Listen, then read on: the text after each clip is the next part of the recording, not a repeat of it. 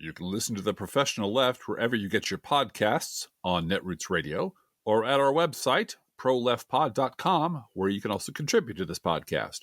There is a PayPal button at our website, or you can mail us a letter and or contribution at P.O. Box 9133, Springfield, Illinois, 62791.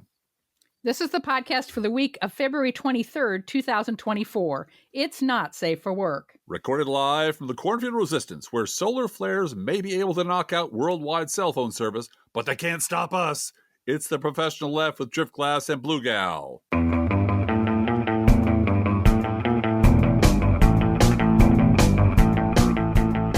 Hey, Blue Gal. Hey, Driftglass.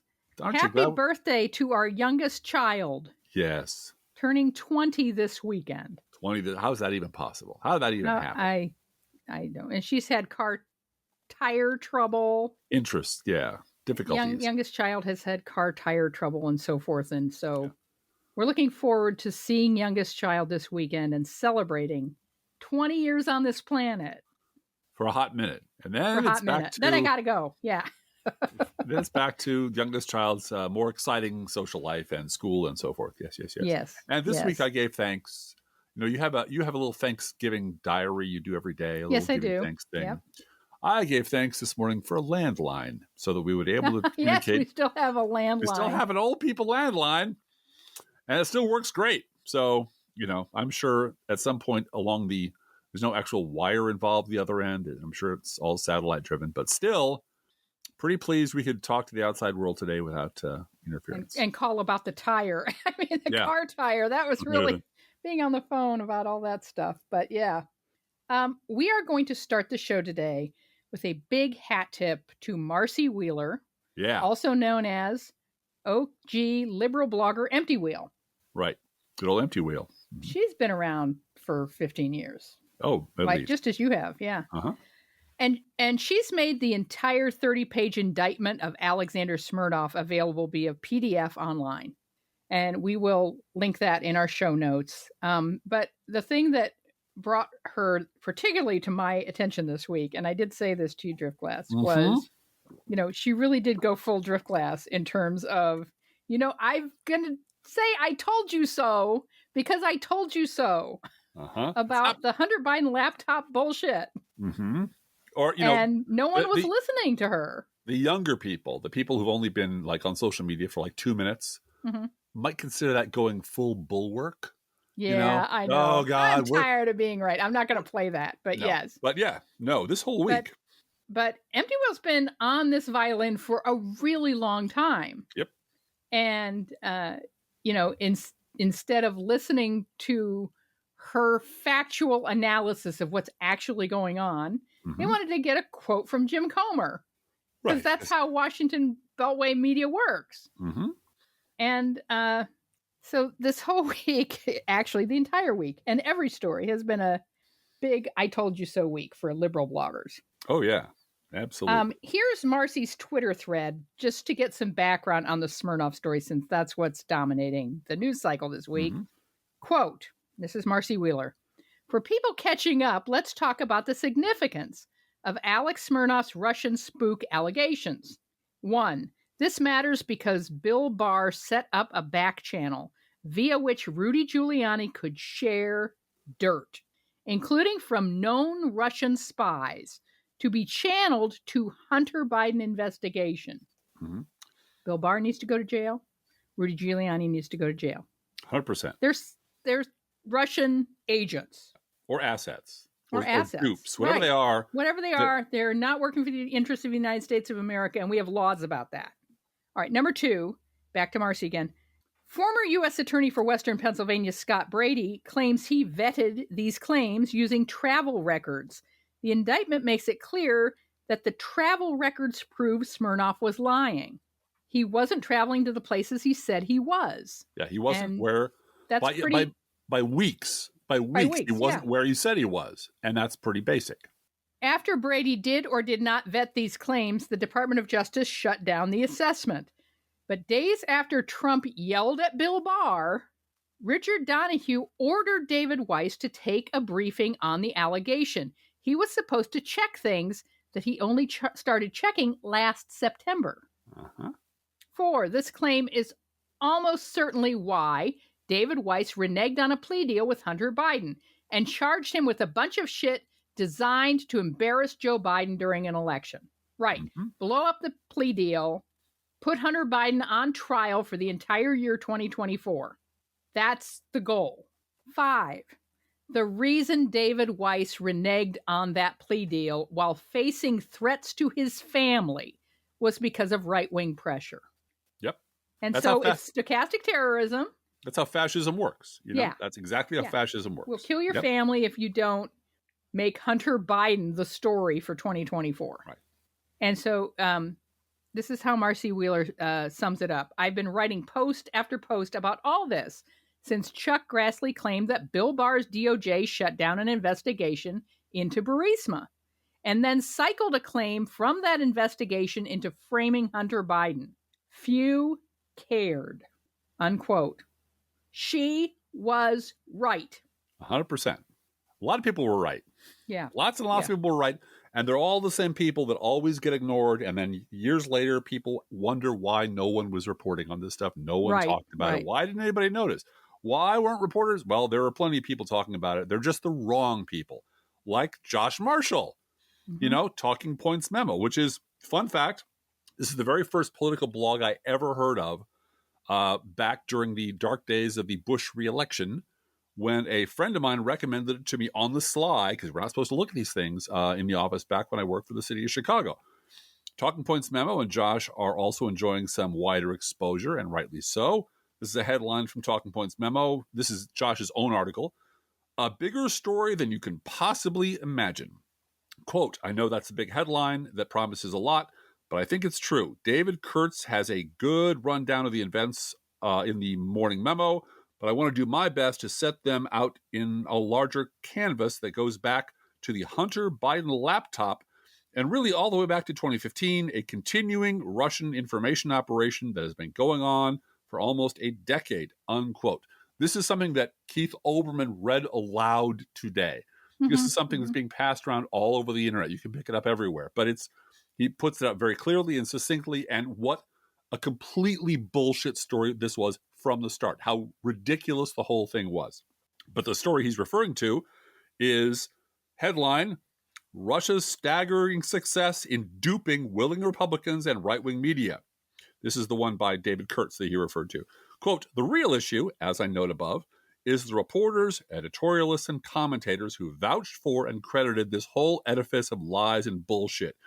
Yes, they guffawed when James Comer came forward yet again with more revelations that never quite panned out. But they didn't give up hope. They were always waiting for the next revelation. Comer and his Republican colleagues hadn't proved hard evidence yet, but there was sure a lot of smoke. The entire thing has been based on Russian plans and intelligence operations from the start, every bit of it. It's been obvious. And yet, well, they're all dupes. Somehow, almost a decade after this whole thing started, we're shocked to see, wow, Weiss's office was being led around by another cat's paw of the Russian intelligence services. We're shocked. But why are we shocked? Every last person among the serious people of the nation's capital and the sprawling thing called elite received opinion has egg on their face. And it's not even clear they fully understand it yet, unquote. They don't realize it because they're in the bar in Georgetown congratulating each other on, Hunter Biden kept, we have to do both sides. We have to equally accuse Democrats and Republicans at the same time. Yeah. And Trump is written into the fabric already. His corruption is just there. So we have to have a lively story about Democrats to match it. Of course. And that going back to the earliest days of blogging, before I was a blogger, when I was just reading Talking Points Memo, that was true of the Iraq War. It was true of the Bush administration. All the people who got on board, all the people who rolled over for that, all the people who called liberals crazy, stupid, anti-American, terrorist-loving scum, like Mr. David Brooks of the New York Times, just blew it off when it all turned out to be wrong and shrugged their shoulders and said, well, both sides made mistakes. And during the Obama administration, same goddamn thing. Every time Republicans threw, gas on a fire or sand into the engine and stopped everything from working and broke shit, it was like, well, both sides, why won't Obama lead? Right. Same goddamn people. And honestly, the same goddamn paper. One of the things I find encouraging, Blue Gal, is that today, in the last week or two, people are starting to use the name Schulzberger out loud all over the internet. Like, why the fuck is this guy doing this? What is his problem? And he will go on interviews where, of course, you can't ask him any hard questions, saying, attempts to criticize us is basically trying to intimidate us into picking one side or the other. And I think we can locate the problem. Yeah, it has to do with the people who have inherited their jobs from their daddies and their granddaddies, and people who run large media corporations as businesses, and people who run them as entertainment centers, so they want to get the maximum number of clicks, and don't give a shit about democracy, and don't give a shit about the public interest. It will never affect them. Yeah. Now, the opposite of that spectrum is like a friend of ours named Hal Sparks, friend of the pod, been on this podcast many times, and vice versa, who has been all over the Hunter Biden laptop fairy tale, because there is no physical laptop since day one. And there is no laptop. 1,000 times. He has a show on virtually every day. He tracks Trump's speeches, and he has been on this shit since the beginning. And honestly, if you wanted to put anyone on television to talk, I'm sure he can slow down. Who's TV friendly and a name and an actor and has done television shows before. And can talk about this stuff with deep factual memory and bring it all to the table at the moment. Put Hal Sparks on MSNBC. Put him in the middle of this stuff. He'd be great at it. They're not going to do it because he might go off script and start talking about what a bunch of bozos that people are in the morning. Like, Joe Scarborough. And that's the last time you're going to be on the Ed Sullivan Show, sir. So I want to talk for a minute about, we're making fun of this and laughing, but I'm so incandescently angry. Yeah. I told you yesterday, this feels like the day after Pearl Harbor. Yeah. Russia is attacking us. Ongoing. In an ongoing way. Yeah. Interfering with our elections. Mm-hmm. And the Republican Party is continually helping them. Fox News is continually helping them. They are traitors to this country. I know you say that all the time. I do. And I sort of let you. Uh-huh. But it became very clear to me that we are being invaded electronically and mentally. And politically. Uh-huh. And it does. It just feels like, oh, this is Pearl Harbor, but the day after Pearl Harbor, the entire Republican Party goes, well, it's good for our side. Bomb away, Vladimir, bomb away. The day before Pearl Harbor, they were out in the Pacific directing the planes. Right. The day after, this is good for us, good for Republicans. Yeah, Rudy's coming in to show where the naval base is, right? Yeah. No, this is ridiculous. And Rudy Giuliani needs to go to prison. This is the most, by any measure, this is the most successful terrorist spy treason attack on this country in history. And an entire political party is complicit. And that's the problem. You can't lock up a third of the country. You can't lock up an entire political party, except, after the Civil War, they kind of did. Yeah. But they had to actually understand that they were at war, and then they had to actually win. Mm-hmm. And then they actually had to hang a bunch of traitors, and then they could be lenient and say, well, this guy was just a jerk, and this guy was a dupe, and we'll let him run the University of Virginia or whatever. But after a while, I hope it sinks in at some point that these are the enemies of this country. Mm-hmm. And as to the way the Republicans are reacting, I've used this with you before. I've talked this way with you before about the empty Republican refrigerator, and they keep opening the door, hoping there's some Reagan pie in there, and it's like it's drunk. It's 2 a.m. They want something, and they keep opening the fridge, and there's nothing in there but like 2-month-old rotten ham, and maggots. There's nothing in there at all. And they go, oh, shit, that's right. It's empty, isn't it? And then they stagger away, come back a minute later, like, maybe if I just linger or lean on the door and stare into the place, Reagan pie will come back, and then we'll be fed and we'll be happy. And they don't seem to understand that it's empty. There's nothing left in there. There's nothing left of their party in there. And this is also true of the mainstream press. They keep expecting there to be more there. There's got to be a pony in there somewhere. And they keep opening the refrigerator door at 2 a.m. and getting shocked that it's exactly the same horrid shit that was in there 5 minutes ago. They don't ever learn. And I mean, both the Republican Party and the mainstream press do not learn. And for 2 different reasons, I think, slightly different reasons. The Republican Party can't learn. The base are reprogrammable meat bags. That's a fact. They can't learn. Whatever they're told to believe, they believe. And they're going to be this way till the day they die. They cannot get any better. The party leadership can't get any better because if they change their mind, the base will kill them. Mm-hmm. And the mainstream press cannot change what they do, because if they start admitting that, liberals are right about a lot of things, the whole thing unravels. The whole idea that we're above it all, we're elite, we have a staff of hundreds, we have a big building in New York, and we're smarter than everybody else, just falls apart because you've been wrong about everything, and you've been really lying dumb. about it. You've been really dumb about doing your job. Yes. And they've redefined their job as simply taking the midpoint between two positions and saying, because, Democrats and Republicans, both sides, Pearl Harbor, U.S. and Japan, you make up your own mind. And so all of that would fall apart if they had to admit that one side was actually right. Because then what purpose will the New York Times serve? Or meet the press? What point would there be? One side are a bunch of lying Nazi lunatics, and one side are actually right about most things. Well, why don't we just listen to these guys? Why are we listening to you? Why are we listening to anyone trying to mediate between a pack of lying Nazis and normal human beings? Why don't we just listen to the normal ones, like Josh Marshall and Empty Wheel? Mm-hmm. Because then we'd all lose our jobs. Well, then and the money is there. They open the refrigerator and there's a pile of money in there in order to say there's something in the fridge. Oh yeah, there is something in the fridge. I get paid every time I say something's in the fridge. So that's it. Let's get back to the story though. Smirnov's claims were the central pillar of the Republican impeachment inquiry into Joe Biden. Right. Central to it. That's it.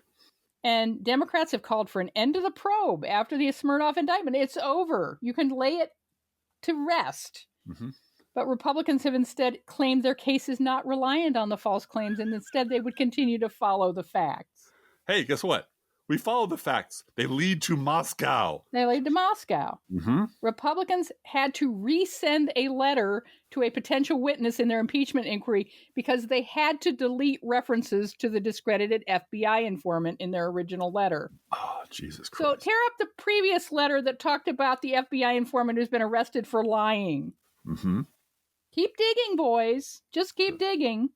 And of course, the cover-up, I wrote a whole post today at Crooks and Liars about how the cover-up has begun at Fox. Yeah. We're going to talk about sawdust. Right. Rather than talk about how the thing we've done 2,000 stories about in the past year is bullshit. And this might lead to a little friendly competition between Fox and Newsmax, because in our little steeplechase last night, Fox was off on some other fucking tangent, the sawdust or whatever it was. It was just and Laura Ingraham had Trump on to talk about vice presidential possibilities. Right, that was including the Tulsi plan. Gabbard. And she's either, I don't know, she's running a constant cell phone filter over her face, or she's had a Botox overdose, or she's like having a slow stroke of some kind, because she looks fucking scary at this point. She looks like something. Well, she's Brazil. Exhausted. She is in charge of propping up Trump, and that's a very hard job. Yeah. So that's Fox. And over on Newsmax, they're just still going with the impeachment. Well, the $5 million thing is probably still a thing. That's probably still. Let's just pretend, right? And just bull right through it. Fact schmacks. Who fucking cares? Now, the news of the complete collapse of Comer's show trial and all the underlying conspiracy by, let's face it, dozens of Russian assets and Russian dupes inside the Republican Party did manage to breach the Fox News reality deflectors, which was shocking and delightful, and everyone had a good laugh. This is Jessica Tarlov, the lone left-leaning panelist on the Fox News 5, shaking her head and making everyone else very sad. This is the path that they've chosen to take, and honestly, I'm surprised that they have this high of a threshold for humiliation. Every witness that they have called has decimated their arguments, from Devin Archer to Peter Schwerin to Marvin Young. And then we have the guy behind the Holy Grail document, the 1023, Alexander Smirnov, who's found that he had lied, right, about the charges, the $5 million that went to both of them. And then it gets even better. Not only did he lie, he was lying because the Russians were feeding him the disinformation. It's so embarrassing. I think Jamie Raskin was spot on when he said that this impeachment inquiry really ended yesterday when we found out that we have a Russian asset that was foundational to this impeachment inquiry. And Jim Comer and Jim Jordan should maybe try doing something for their constituents and let this go, because it's going nowhere. That's what the kids call epic fail. Hey, Driftglass, Republican primary is going to be lit. I've heard that said. Have you heard that? House. Yeah, once or twice. I'm 3 so times. happy when people reply to me on social media or on our Patreon page and say, "Oh, by the way, Blue Gal, did you notice this one? Primary's going to be lit," and they are. I gotta say, building a community is kind of awesome because when we get both sides stuff over the transom all the time, no fair remembering that stuff all the time. Like reprogrammable meat bags. Somebody brought that up today. Yeah, cool. It's great. There was an Ohio Republican Senate debate this week, Driftglass. Yeah. And it was quite amusing. It looked like a Saturday Night Live skit because all 3 of them were dressed in navy blue suits with long red ties. It was Trump cosplayers, white millionaire men, 3 of them that all want to be U.S. Senator and beat Sherrod Brown, which... Sure. Good luck. what are you going to do? Anyway, this debate was on television in Ohio. And the people doing it knew they were on television. And yet, Ohio GOP Senate candidate Bernie Moreno implied on television, where you can take that clip and run it again in ads from now until November. He said out loud, implying women don't need abortions as long as they have help putting the stroller in the overhead bin on an airplane. Because, maybe you could use his private jet, Bernie Moreno. He also doubled down on his support for a national abortion ban on television. Oopsie. Being recorded. Oopsie. Yeah, so this stuff about we're going to go state by state is just all bullshit. Yeah, it's all bullshit. Yep. On the other hand, Wisconsin Republican Senate candidate Eric Hovde is a mega millionaire California bank owner sent by Mitch McConnell and national Republicans to try to flip Wisconsin's Senate seat. And he's prepared to spend at least $20 million of his own money to do it. To which we say, congratulations, Tammy Baldwin. I don't know how long he's been doing porn, but the really, stash, the mustache is significant. He's got to lose the stash, or it's going to be nothing but bow chicka bow bow. Meanwhile, in Massachusetts, apparently, Mitch McConnell couldn't find a single Republican to run against Elizabeth Warren, so they brought in John Deaton from Rhode Island. He is a pro-crypto lawyer who does practice in Boston. He has a license to practice in Boston. So watch for debates this year about how the government shouldn't regulate crypto. He's also a mesothelioma lawyer. I'm not saying that right, but mesothelioma. There we go. Mesothelioma. Yeah. Yes, he's that. And so, he does those kind of cases. So it's easy to understand why a guy like that would take on running for the Senate in Massachusetts as a Republican, where you're not going to win. It's Mitch McConnell paying for advertising for your legal firm for a year. Yeah, it's Saul Goodman running for the Senate in exactly, and knowing he's going to lose, and he gets his name and face splashed lots of free media for 12 months. That is a easy decision to make if you're looking for publicity. But Driftglass, I have a really serious, no joke question to ask, and I'm not being facetious here at all. Is Mitch McConnell just calling his millionaire donors and offering them a random U.S. Senate candidacy? Apparently. I mean... which state do you want to run in here? It's almost like, the way some administrations, most administrations, frankly, do like minor ambassadorships. Right. Ambassador to Great Britain is the biggest donor, right? Yeah. I mean, that just is. The Court of St. James... They've done some reforms in that area. Yeah.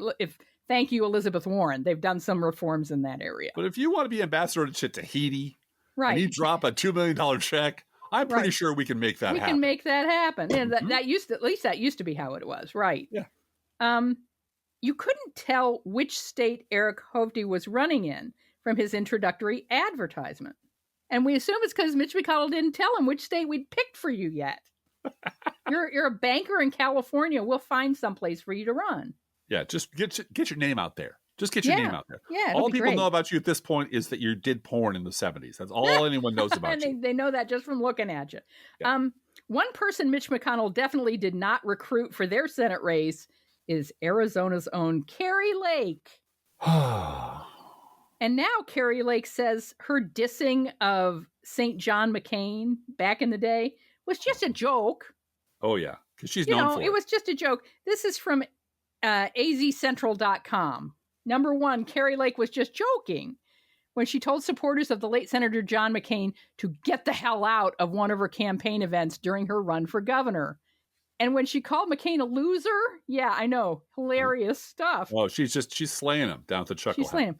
It was said in jest, Lake explained during a Monday interview on KTAR. And I think if John McCain, who had a great sense of humor, would have heard it, he would have laughed.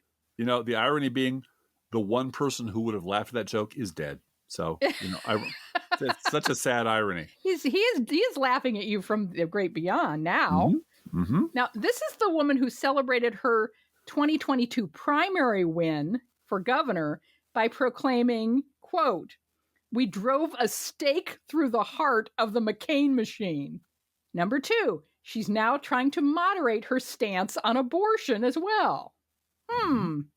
The previous Kari Lake called abortion the ultimate sin and extolled the virtues of Texas' heartbeat law that all but banned abortion.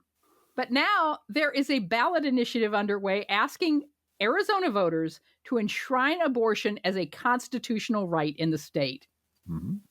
And that constitutional ballot initiative will be on the ballot at exactly the same time as Kari Lake is on the ballot. And so they asked Kari Lake about it. She said, I would support what the people of Arizona support. God damn. And you used the word, that Monty Python word, splunge. Splunge. You guys need to go and look that up. That's a funny skit. It's about working for a Hollywood executive who's a giant asshole full of terrible ideas and keeps firing his staff every time they agree with him or disagree with him. Because, they agree with you, you're just a yes man, you're fired. I disagree with you. Well, yeah, I said I didn't like yes man, but my idea is brilliant, so you're fired. And they get to one sniveling little employee and he goes, splunge. It means it could be a good idea, but maybe not. And I'm not a yes man, but I do agree with you. And splunge, genius. And anyway, he keeps his job with obviously, splunge. Python does a much better job than me reproducing it. But that was how people reacted to Trump. Yeah. Back in 2016, Republicans were like, endorse but not support. Right. Support but not, splunge. Just don't kill me. Yeah, just don't kill me. That's what it means.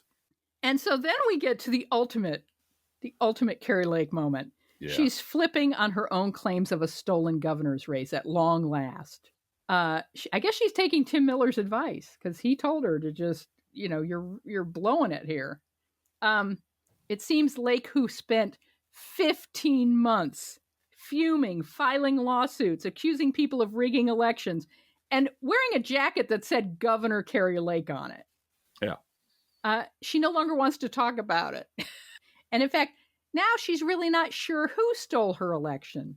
I don't want to sit and look backwards, Kari Lake said. Meanwhile, Democratic candidate for Arizona Senate, Ruben Gallego, introduces his Act Blue fundraising page like this.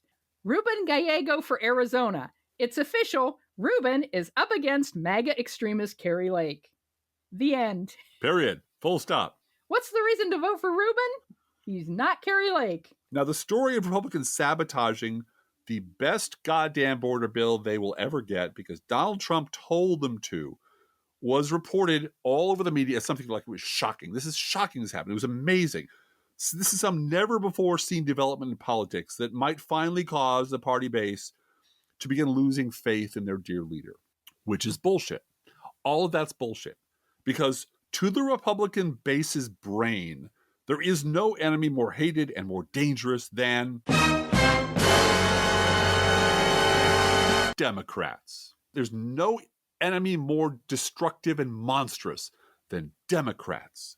So, since no goal is more important than destroying Democrats, any sacrifice is worth it. So, let's go back and talk for a minute about Romney Care, shall we?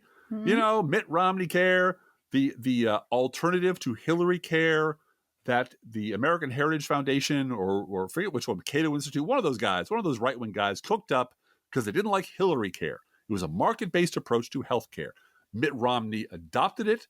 He put it into law in Massachusetts. He made it work in Massachusetts. He really did. It's on the desk, I believe, of his portrait. It's being signed, or it's been signed. It's in his book. It's in the hardback version of his book, not the paperback version where he took it out because it was embarrassing. Well, that bill became Obamacare. Barack Obama and the Democrats figured out that the way you get Republicans to sign on to fixing the problems with healthcare in this country, like the problems at the border, is to just give them their own bill. Take their own bill, make some minor changes to it to make it acceptable to at least enough Democrats that wouldn't go nuts, and pass that. And Obamacare was the border deal before the border deal. Because back on the night that Barack Obama was nominated, won the nomination, back on the night when Barack Obama was inaugurated, that was January 20th, 2009. The leadership of the Republican Party, some of you remember this, met at a Washington, D.C. restaurant called the Caucus Room. And they met there to draw up plans to sabotage the brand new President Obama in every way possible and deny him any legacy at all. In fact, Congressman Pete Sessions even promised to use Taliban-like tactics to achieve those goals. Kevin McCarthy, remember Kevin McCarthy? Some of you might not remember him, but he really rose up in the party until he crashed and burned, said that they'd obstruct every single piece of legislation. That includes things that Republicans used to support. The caucus room conspiracy came up with three major goals. Number one was to use obstruction, knowing that the corporate media would call it gridlock, as if the Democrats were responsible as well, to prevent Barack Obama from having any legislative success, deny him everything. Number two, sabotage any legislative victories that the president might manage to win, like Obamacare, and convince U.S. citizens that they were actually failures. This was up to and including filibustering their own bills. And third was, of course, blame it all on Democrats and wait for the corporate media to ask, why won't Obama lead? Why won't Obama fix this? What's wrong with Barack Obama that he won't compromise with these Republicans? That tool of blowing up their own bridge, of destroying their own legislation just to fuck with Democrats was not something Donald Trump invented. Right. It was a tool that was on the table in their toolbox already that he just used. It was a Republican thing before it was a Trump thing. The difference is Trump said it out loud instead of going to the back room and cooking it all up. But it's not that big a difference because all of the effects of the caucus room conspiracy were done out in the open. They just did it right out in the open. They filibustered their own bills. They talked about it. They laughed about it. They bragged about it. They just relied on assholes like David Gregory and Chuck Todd and New York Times, not to mention the fact that this was happening, that they wouldn't talk about the fact that this was a Republican conspiracy to deny a Democrat an important thing to save the country from a big problem just because they hate Democrats more than they love anything else. Yep. So, and that's exactly what's happening with the border bill. They would rather blow up their own bridge than let a Democrat cross it and fix a problem.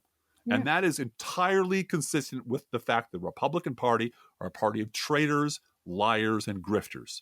And there's nothing left saving in that party. Nothing at all. They don't believe in any policy at all. No. And they rely on two things.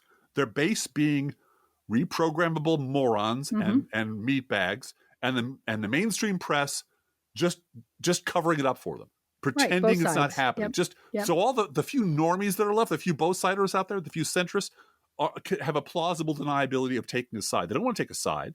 They want the New York Times to tell them there's no difference between the two, so that they can then go ahead in good conscience and either vote for Trump or not vote for anybody because they don't want to take a side because, both sides are bad. Might have to do something if one side is actually bad and one side's not. I'm going to remind everybody right now that Peter Baker of the New York Times brags about how he does not vote. Right. He does not vote in elections because it would ruin his impartiality. Right. That's right. That's the lie he tells himself. Okay. Big props to Lawrence O'Donnell for his 27-minute monologue on Wednesday night. It's up at Crooks and Liars. It's very good. Really, the whole drop Biden bedwetting and how impractical it is, how stupid it is, how based on unreality it is, and really worth listening to. But its main virtue is that it aggregates all of the savvy pundit takes about Biden in one place. We're not going to go too deeply into this. Josh Marshall also has a lot of this on his Tuesday podcast. And really, Talking Points Memo covered this as well as anybody. Yeah. But you did want to talk a little bit about the fucking media, Driftglass. I did. And I want to give Lawrence O'Donnell props for going all the way back to the people who wish cast into the past. Yes, like, right. Well, okay, maybe it was impractical now. Maybe nobody else could beat him now. Maybe Gavin Newsom can't beat him now because all the polls say that, and we're not going to talk about that. But what about 3 years ago? Maybe 3 years ago, if Joe Biden had just announced that he was stepping down because he was old, then this whole thing would have been avoided. And Lawrence O'Donnell points out the obvious fact that, and instantly make himself a lame duck. Instantly make himself irrelevant to Congress. So Republicans do whatever the fuck they want because they don't have anything to fear from a second term. He makes himself impotent, and all those good things that he has done so far don't get done. So Lawrence O'Donnell did a really good job of that. But broadly speaking, it's the media, it's the fucking media. Now, some guy named Adam Carlson on social media said the following. And there's a point to me quoting some Twitter rando, so bear with me. Quote, rarely agrees with Nate Silver, but this one is one of those times Biden should be out doing a lot more public events and interviews. This piece hit home for me in a way that the Ezra pod did not. It's proposing a realistic solution for Biden to help his reelection prospects, unquote. So what is wrong with the suggestion that Joe Biden should be doing a lot more public events? The fact that he already is doing a lot more public events. It's just that Adam Carlson doesn't know it because the media isn't reporting it. This is from a Twitter named Jamesette Williams. Quote, problem is that the 2.5 weeks of February, Biden did the National Prayer Breakfast, met with military families, a UAW event in Michigan, multiple open press campaign events in Pennsylvania and Nevada, White House Black History Month event, and gave speeches with Germany and Jordan. His schedule is public and packed, unquote. And, quote, if you want to bump your gums like Silver about what the president's public events schedule should be, you should at least look up his public events and how and if they were covered. And the most important thing is that during all those events, Biden is talking about the results he is delivering for the American people and plans for the future, what people actually care about, unquote. This goes directly to the Lawrence O'Donnell critique, which was the actual important stuff that goes on in governing is the boring stuff, is the policy stuff, is the stuff that Franklin Roosevelt did in a wheelchair, falling asleep some of the time behind closed doors. That's the important stuff, and that's the stuff Biden does really well. And that's the stuff the media can't stand because it's not snappy. It isn't a show. It isn't performative, which is all they know how to do. So check Biden's actual schedule and send a reporter or two out to do that. Start putting, Russian treason on the front page of the New York Times for 17 days in a row. Right. You'll get great ratings if you do that. Yeah, we're at war with Russia now. And restrict Biden is old stories to once per week on page A16 and just see what happens. Yep. Now, and the other thing is, Driftglass, that if they did that, they would succeed in their stated goal of getting attention from the public. I want to talk about the Alabama IVF case as someone who gave birth to 3 babies in Alabama. And also had infertility treatment. And I did not need to do IVF. That is, a very expensive procedure. And that is a last resort. And fortunately for me, and I'm very grateful to say this, I was able to use other means and drugs and so forth to get pregnant, including surgery. I mean, I had to have a lot done, but I have 3 children, 3 healthy children to show for it. All of them were conceived and born in Alabama. So I think I know what I'm talking about when it comes to infertility in Alabama. and the other women in the infertility clinic that I went to. The Alabama IVF case is likely to piss off Republican women who love babies, who want children, who want a family. So let's go through this story. The Alabama Supreme Court issued a divided opinion on Friday declaring fertilized unimplanted embryos as children under Alabama law.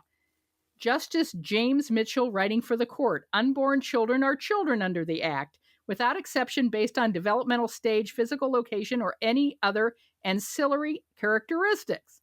The ruling reverses a lower court dismissal of the suit filed in 2022 by 3 couples over the destruction of embryos by a patient at Mobile, which is Mobile, Alabama, infirmary. The Alabama ruling permits 3 couples to sue for wrongful death after their frozen embryos were destroyed in an accident at the fertility clinic. Even before birth, all human beings have the image of God. Now, see, that right there. Right. Yep. God and his wisdom. Remember, Loving versus Virginia. This is absolutely theocracy. I can't believe that they put that in there at the beginning of the decision. The Chief Justice. The Chief Justice. Yeah. Even before birth, all human beings have the image of God, and their lives cannot be destroyed without effacing his glory. That's Loving versus Virginia right there. Oh yeah. I'm amazed. I'm amazed that a Alabama judge of all people didn't know that you don't. If you're going to do that, you're going to lose in the higher courts. I don't know. If your argument is God and his wisdom has separated the races, and God and his wisdom made embryos human beings, I don't know. Anyway, this same justice, huh? How many years was it illegal to have interracial marriage in Virginia? Well, the federal law took that over, right? Loving versus Virginia removed the restrictions on interracial marriage nationally. Right. But it was not removed from the Alabama Constitution until 2000. Yeah. So, I understand that I'm not talking 2000 like that wasn't, I'm talking about 24 years ago. Right. I'm talking about in most of the lifetimes of people talking, Alabama decided, we'll remove that from our Constitution, the ban on interracial marriage. 2000. I was born and alive during a time when my first marriage would have been illegal in like 13 states. Clarence Thomas's marriage would have been illegal too. Yeah. Yeah. So those, I hope the federal law will catch up with this eventually. But these things linger for a good long time and hurt a lot of people while they're on because some fucking theocrat in robes just declares that he knows what God wants and this is what God's will is from the fucking bench. There's so many other ways you could have done this. Yeah. Yep. You could have insisted that IVF clinics must have a contract with their patients. And the contract either says we'll save your embryos or we'll destroy them. And make you it a have property to sign case. that. But that makes it a property and then case. It's a contract issue. Yeah. But then it makes it embryos property and not sweet baby Jesus's chosen children. Right. And effacing his glory. Right. So the same Justice Tom Parker was on a QAnon talk show, and he indicated that he is a proponent of the Seven Mountain Mandate, a theological approach that calls on Christians to impose fundamentalist views on all aspects of American life. Yeah. I'm afraid, Driftglass, that Democrats are... my first thought was Democrats are going to have to run against this white Jesus, right? Yeah. But I think that's the wrong tact. Mm-hmm. What Democrats are going to do, and Democrats are very, very good at doing this, is plopping a white Christian woman on a sofa and having her talk. Oh, yeah. That's, And that's your commercial. Mm-hmm. And you know who they could get to do that, Driftglass? Mrs. Mike Pence, who had a child via IVF. Yeah. This is not... infertility is not a political choice that God gives only to Democrat women.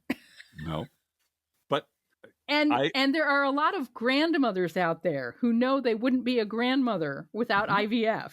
Oh, This is bad for Republicans. It is bad for Republicans, but it's wrong to say that it's not a partisan issue because it really is a partisan issue. Well, it is. It absolutely is. And if you're mad about it, you only have one choice. Yeah. Yep. Yeah. But here's a fun fact, and I've known about this for a long time too because I lived in Alabama. Alabama Supreme Court justices are elected. These fuckers are elected. And they're elected, we had the whole controversy, I hate using that word. That asshole who wanted to put the 10 Commandments in the middle of the Supreme Court building. Mm-hmm. And so Tom Parker would be up for re-election this year. And Alabama could vote him out. But he's not running because he's over 70. And you can't run for re-election if you're over 70 for a court seat. Mm-hmm. You can for other things. But judges have a term limit, age limit. If you're 69 and a half, you can run, but then you serve out your term. If you're on election day, if you're 70 and over, you can't run for re-election. So this is his swan song. This is his way of getting right with Jesus or God or whatever before he retires. Or it's his resume interview for a shot at his QAnon talk show. Right, the QAnon talk show or whatever. Right, lobbying for life. Right, his post-judicial. He's going to do the Seven Mountain Mandate lobbying organization. Sure. Mm-hmm. I'm sure he's not done. No. But yeah, you plop a good Christian woman who loves her child, and you put that blonde. I'm sorry. I know it's racist. You put a little blonde baby on her lap. Uh-huh. And you say, I take this child to Sunday school every day, and we pray to Jesus, don't we, honey? Mm-hmm. Yes, and Mommy. This little Christian child would not be here if it weren't for in vitro fertilization. And you have a giant cross behind her on the wall. Right. You have her Bible. She's reading the Bible. I mean, you're really going overboard here, but why not? You signal it in all kinds of ways that are more subtle than that she's your people, that she's she's in your tribe. Right. And then you run that ad over and over and over again. And then you run the 24-year-old who could be anybody's granddaughter who was raped. And she, or she hemorrhaged. And now she has a baby on her lap that she was able to have because she had surgery. She had the abortion that she had to have it removed, or she would have died, or her fertility would have been at risk. And you do plain folks ad after plain folks ad. And you do a plain folk, and Biden's already done this. You do a plain folks ad about insulin. Yep. A senior citizen man. This is a great ad. I've seen it. The senior citizen man living in a trailer. His wife, he's a widower, and he was afraid he was going to lose his trailer because he couldn't afford insulin. He had a choice between homelessness or death. And negotiating that, and he's over 65, so he's on Medicare, and now his insulin is $15 a month. And he can afford that, and he can support himself, and he can stay in his home. That's all he needed, was that little help. A veteran. We're going to talk about in the news roundup about veterans that can keep their homes now. Well, as long as we're pitching commercials. I mean, I gave you my Harrison Ford idea a few weeks ago. Right, That'll work. Harrison Ford on a plane explaining that I'm an actor. I'm not the president. I played a president on a plane. I had a fight with a Russian agent. That's not how government works, asshole. Hush fights. You know what? I'm an old man, too. In fact, I'm older than Joe Biden. But Joe Biden's doing the job I can't do.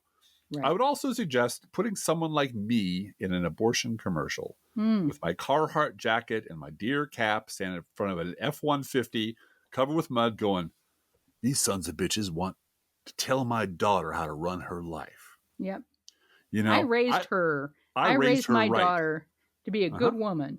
And she went to college and she's doing great. And these sons of bitches want to tell her how she can do her life. Well, that's none of their goddamn business. Right. And so forth. I think, and that's how you run against the white Jesus. Yeah, the pro-choice dads. Get pro-choice dads. Pro-choice dads. Yeah. Yep. Get them in there. I got from the last campaign, the last year. I've got a whole bunch of graphics for that. Yeah. I did a bunch of visuals. Pro-choice for the dads. Midterms. Yeah. So anyway, let's move on to a news roundup, Lou Gal. All right. Via Newsweek, this floored me. Last Friday, Judge Arthur Engeron ruled that Trump will be fined roughly $355 million and barred from doing business in New York for 3 years after a months-long civil trial in which Trump was found liable for both tax and insurance fraud against the state of New York. All right, everybody knows that. Right. Yesterday, Trump's attorney Clifford Roberts filed a letter in the New York City Civil Court addressed to Engeron. Dear Judge, which argues Trump was deprived of the chance to speak out against the ruling before it was filed. According to court records, Roberts requested the chance to propose a counter-judgment to Engoron's ruling, adding that it would be contrary to fundamental fairness if not allowed to submit a counter-judgment. Sure.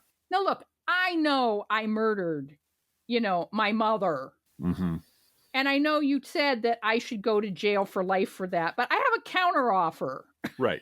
Because, this is just like haggling over rims on the Maxwell Right. Street, outdoor market. Okay, it says $50. Look, I got 15. Can't we meet in the middle somewhere? Can't we? No, this is a fucking courtroom. You broke the law. You broke it hard, and you're already guilty. You get nothing.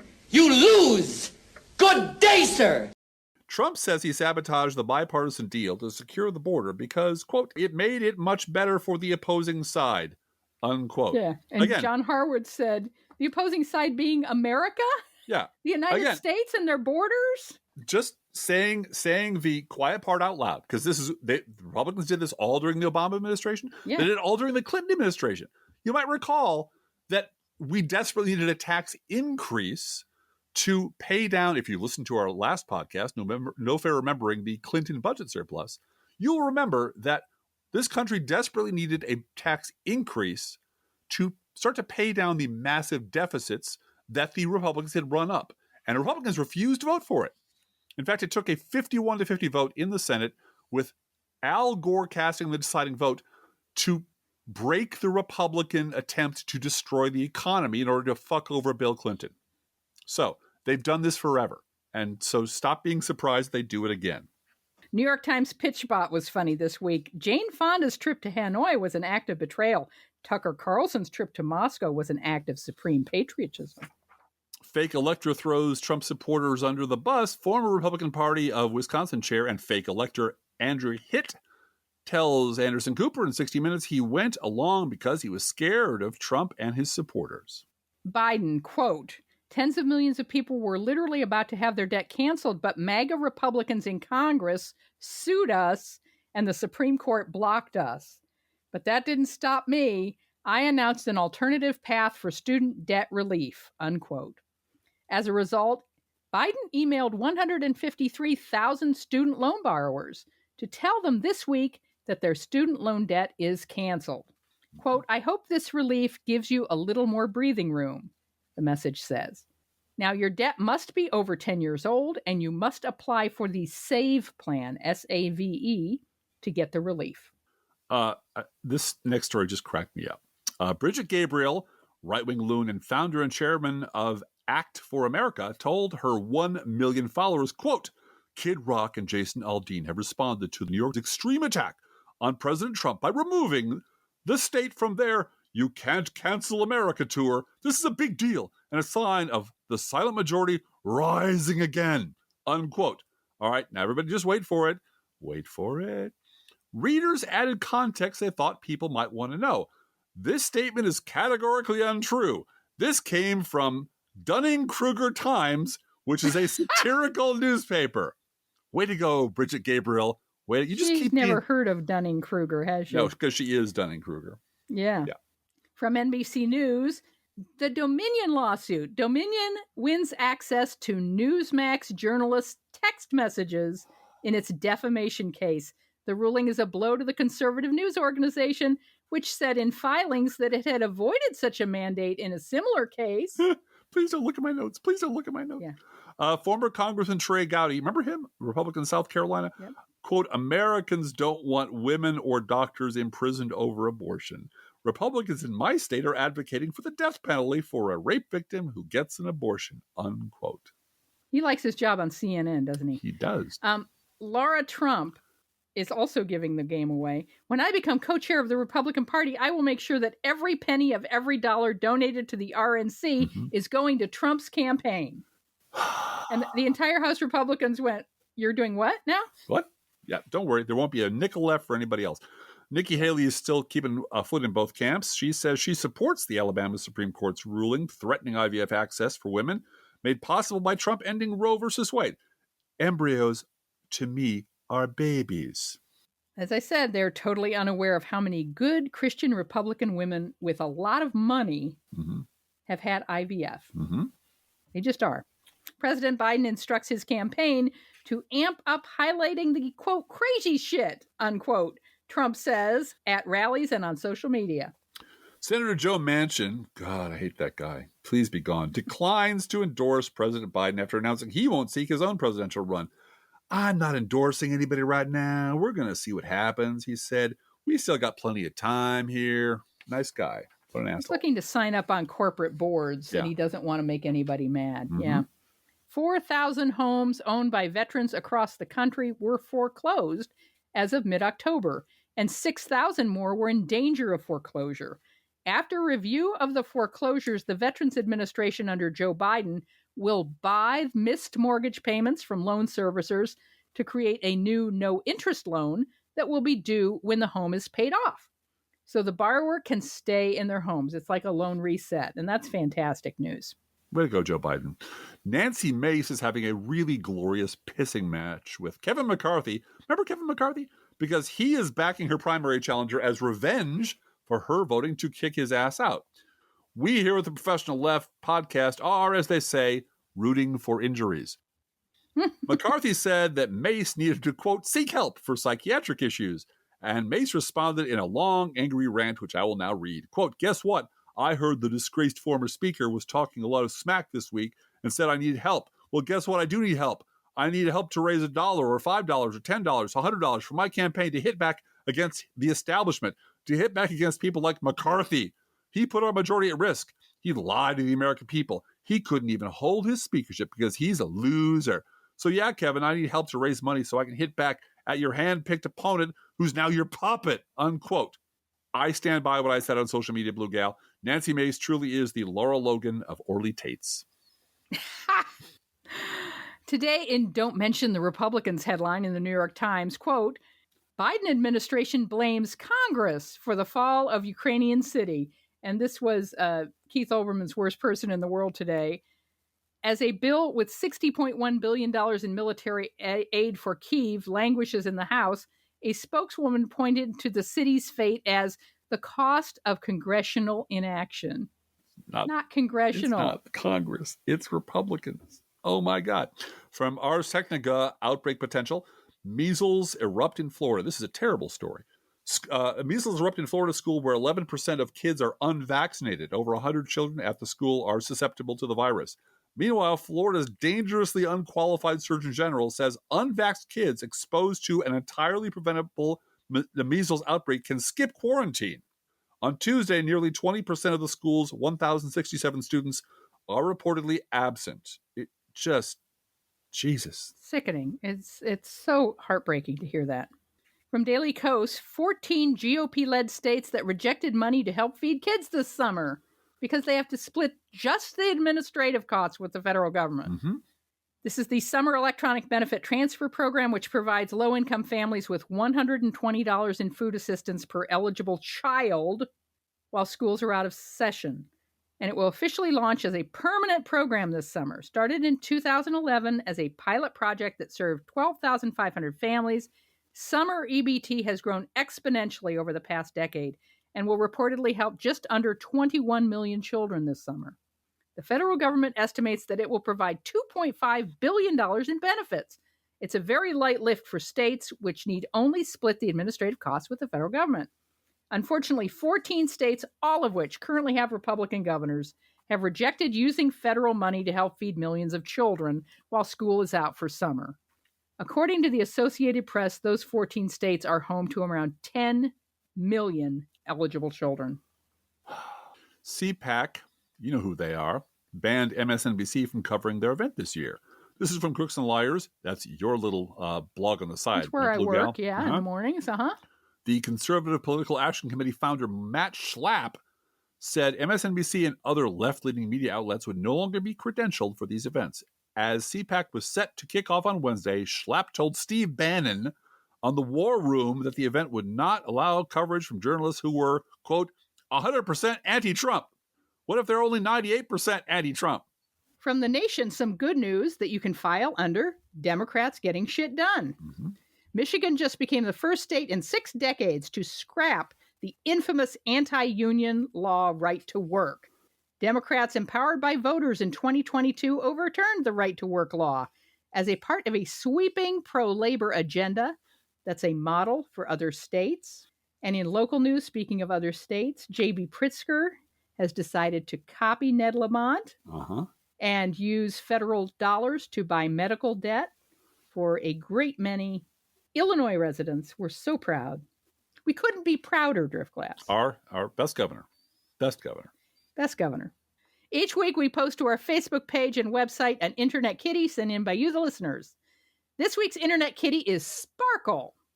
Now, we all know that every Internet Kitty is beautiful, but Sparkle is a fashion model cat and possibly a reincarnated celebrity. Jimmy Durante. And he clearly knows it. Cary Grant or somebody like that. Sparkle was sent in by friend of the pod, Roger, who writes, Sparkle is 13 years old. He belongs to my daughter. And 13 may not sound impressive until one considers the environment in which he reached that ripe old age. My daughter lives in an urban wildland boundary area, which is populated with raccoons, foxes, coyotes, large hawks, and mountain lions. Sparkle is very sly at sneaking out of the house and is often gone all night long hunting. He avoids being eaten while capturing and often bringing home, things that he's hunted. Critters. I'm not going to get into it, but critters. he does bring home things. Yes, For his people. For his people. He loves his people, and he loves cuddling, and he goes on walks with humans as one might expect a dog to follow along. He is gregarious to a fault with all of the neighbors. One neighbor revealed that Sparkle introduced himself by getting into the neighbor's house and hopping onto his lap while he was watching television. Because he likes TV. He likes TV. We've got a cat like that. We've got a definite. Olive just loves TV. I just hope, Driftglass, that we don't have to pay for this celebrity endorsement. Sparkle Eats Freshly Poured Cat Food, our fake sponsor. Whether you serve pet store perfection or dollar store dreck, your cat will sit on the kitchen floor and demand that the food they eat is only freshly poured. Freshly poured, oh my Lord, it's freshly poured. And you can visit Sparkle, gorgeous, gorgeous cat, at our Facebook page and website, and you can send your Internet Kitty dog or other pet to us at our email address, proleftpodcast@gmail.com, where you can also write to both of us. Feel free to write us. We love hearing from you. Be aware that if you write to us at any of our addresses, we reserve the right to read your email or U.S. Postal Service. Go Postal Unions! Letter on the air unless you say otherwise. Do not forget our gourmet coffee guidelines. Please, if you can afford to buy an espresso-based beverage for yourself, buy one for us. Summer's coming. Spring is here. It's like 60 degrees here. Buy us a hot coffee or a cold one. We're right in that sweet, sweet middle zone. This isn't charity. This is our job. If you can spare $5 a month, please do. And you can pay for that at patreon.com/proleftpod. Please share our show on social media. And I must say, Blue Gal, the phrase share our show on social media is very hard on my S-sounding face. So we'll have to change that for the next show. And if you love this podcast, please get someone to listen else other than yourself. That would be appreciated as well. See, my words are all leaving me, Blue Gal, and thank you for doing that. Hey, Driftglass, how are the Internet Kitties doing this week? Oh, Blue Gal, the Internet Kitties want everyone to know that if CPAC really has a blacklist, they want to be on it. Hey, let's think about living. Think about living. Let's think about loving. Think about loving. Let's think about the hooping and the hopping and the popping and the loving, lovey-dovey. Let's forget about the wine and the crying, the shooting and the dying, and the fellow with the switchblade knife. Let's think about living. Let's think about life. The Professional Left podcast is recorded under a Creative Commons license. Copyright 2024-25, GGBG Productions.